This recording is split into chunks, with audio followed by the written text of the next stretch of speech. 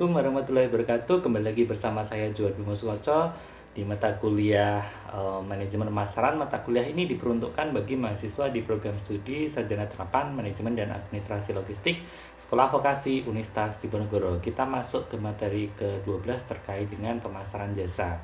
Apa itu pemasaran jasa? Menurut Lupiadi, pemasaran jasa adalah setiap tindakan yang ditawarkan oleh salah satu pihak kepada pihak yang lain secara prinsip intangible dan tidak menyebabkan perpindahan kepemilikan apapun.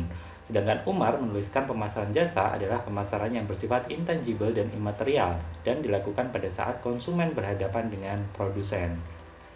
Ada berbagai karakteristik jasa. Berbagai riset dan literatur manajemen dan pemasaran jasa mengungkapkan bahwa jasa memiliki 4 karakteristik yang membedakan barang dan jasa yang dinamakan paradigma HIP, yaitu paradigma IHIP, yaitu intangibility, heterogeneity, inseparability, dan traceability, menurut Lovelock dan Gomesian 2004. Jadi karakteristik jasa di sini ada intangibility yaitu tidak berwujud, heterogeneity yaitu banyak variasi, inseparability yaitu tidak terpisahkan, dan traceability yaitu tidak tahan lama. Apa intangibility itu? Jasa bersifat intangible, artinya jasa tidak dapat dilihat, dirasa, dicium, didengar, atau diraba sebelum dibeli dan dikonsumsi. Seorang konsumen jasa tidak dapat menilai hasil dari sebuah jasa sebelum ia mengalami atau mengkonsumsinya sendiri. Jika pelanggan membeli jasa tertentu, maka ia hanya menggunakan, memanfaatkan, atau menyewa jasa tersebut saja. Pelanggan tersebut tidak lantas memiliki jasa yang dibelinya. Sedangkan heterogeneity, jasa bersifat heterogeneity karena merupakan non-standardized output. Artinya terdapat banyak variasi bentuk, kualitas, dan jenis tergantung pada siapa, kapan, dan di mana jasa tersebut diproduksi.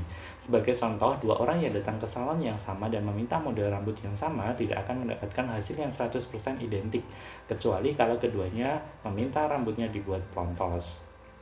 Sedangkan berikutnya adalah inseparability. Jasa bersifat inseparability artinya jasa dijual terlebih dahulu, baru kemudian diproduksi dan dikonsumsi pada waktu dan tempat yang sama. Sedangkan barang biasanya diproduksi terlebih dahulu, kemudian dijual baru dikonsumsi. Sebagai contohnya, dokter gigi tidak dapat memproduksi jasanya tanpa kehadiran pasien. Selain hadir secara fisik dan mental, pasien bersangkutan secara aktual juga berperan sebagai co-producer dalam operasi jasa dengan jalan menjawab pertanyaan-pertanyaan dokter dan menjelaskan gejala penyakit atau kebutuhan spesifikasinya.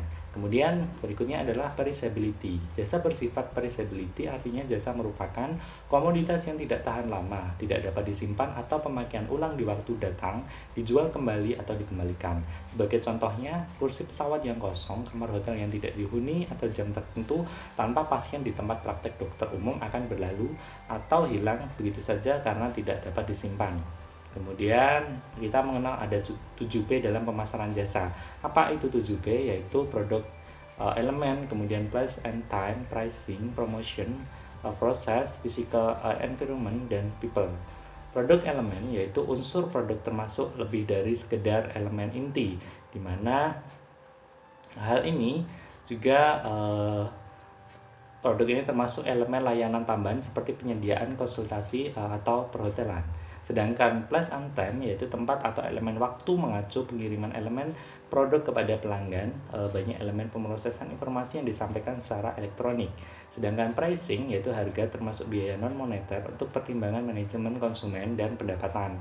Sedangkan promotion, promosi juga dipandang sebagai bentuk komunikasi dan pendidikan yang memandu pelanggan melalui proses pelayanan daripada berfokus terutama pada iklan dan promosi.